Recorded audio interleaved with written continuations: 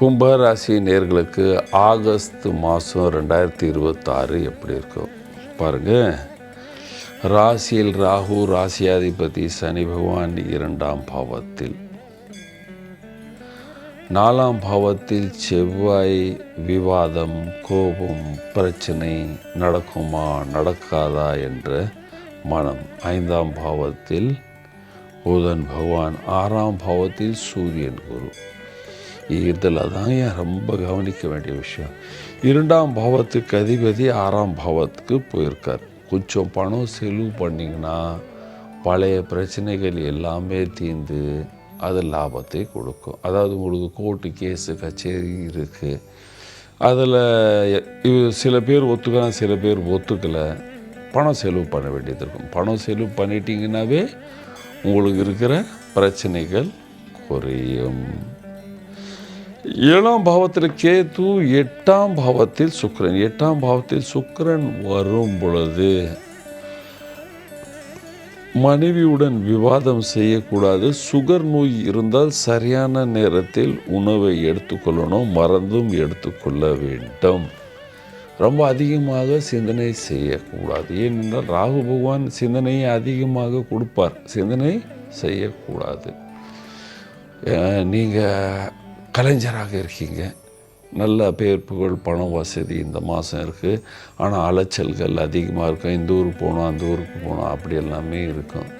நீங்கள் அரசியலில் இருந்தால் இந்த நேரம் உங்களுக்கு விரோதிகள் அதிகமாக இருப்பார்கள். அதே நேரத்தில் ஸ்லோவாக மாதம் போக விரோதிகள் குறைவார்கள்.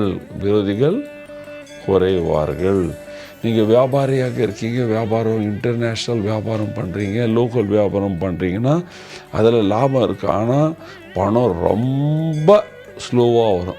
ரொம்ப ஸ்லோவாக பணம் வந்து சேரும். ரொம்ப ஃபாஸ்ட்டாக பணம் ரொட்டேஷன் ஆகாது. நீங்கள் வேலைக்கு போகிற ஆண் பெண்ணாக இருந்தால் அந்த இடத்தில் உங்களுக்கு பேர் புகழ் வசதி இருக்கும். ஆனால் விரோதிகள் அதிகமாக இருப்பார்கள். ஏனென்றால் சூரியன் குருவின் சேர்க்கை சில நேரம் விரோதிகளை ரொம்ப உள்ளுக்குள்ளே தள்ளிடுவாங்க. அதனால் இந்த உள்ளுக்குள்ளே வர விரோதிகள் உங்களுக்கு கண்டிப்பாக பிரச்சனை கொடுப்பார். ஆனால் அந்த விரோதிகள் 4ஆவது காணாமல் போயிடுவாங்க. ஏன்னா குரு சூரியன் 6ஆம் பாவத்தில் இருக்கும் பொழுது விரோதிகள் ஆட்டோமேட்டிக்காக காணாமல் போயிடுவார்கள். நீங்கள் விவசாயம் பண்ணுறீங்கன்னா விவசாயத்தில் சுமாரான நல்ல லாபத்தை பார்க்குறதுக்கு ஆரம்பிச்சுடுவீங்க. கொஞ்சம் உஷாராக தன்னுடைய பயிரை பார்த்து கொள்ள வேண்டும். ஸ்டூடெண்ட் எல்லாமே நல்லா படிப்பீங்க.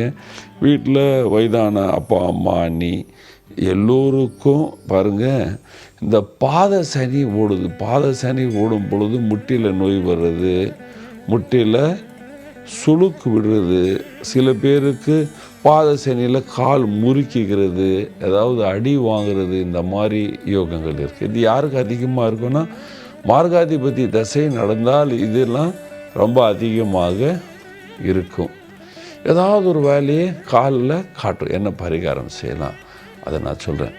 காலில் ஒரு அடி வாங்கிறதுக்கு வாய்ப்புகள். என்ன பரிகாரம் செய்யலாம்?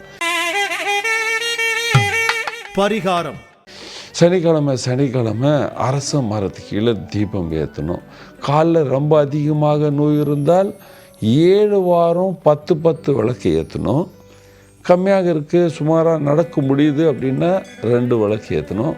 ஒன்றுமே இல்லை, எனக்கு நோய் நொடி இல்லை, ஃபைனான்ஸ் தான் பிரச்சனை அப்படின்னா 1 தீபம் ஏற்றணும். சாயந்தரம் 5:30 மணிலேருந்து 6:30 மணிக்கு உள்ள அரச மரத்துக்கு கீழே. அதே நேரத்தில் காக்காக்கு எள்ளு சோறு கொடுக்கறது, அரச மரம் இல்லை காக்காவும் இல்லை அப்படின்னு சொன்னால் ஆஞ்சநேயர் பிரீத்தி செய்ய வேண்டும், அல்லது நவகிரகத்தை சுற்றி வர வேண்டும். இந்த மாதிரி செய்து கொண்டு வந்தால் நீங்கள் எல்லோரும் சந்தோஷமாக சுகமாக வாழ்வீர்கள். நன்றி, வணக்கம்.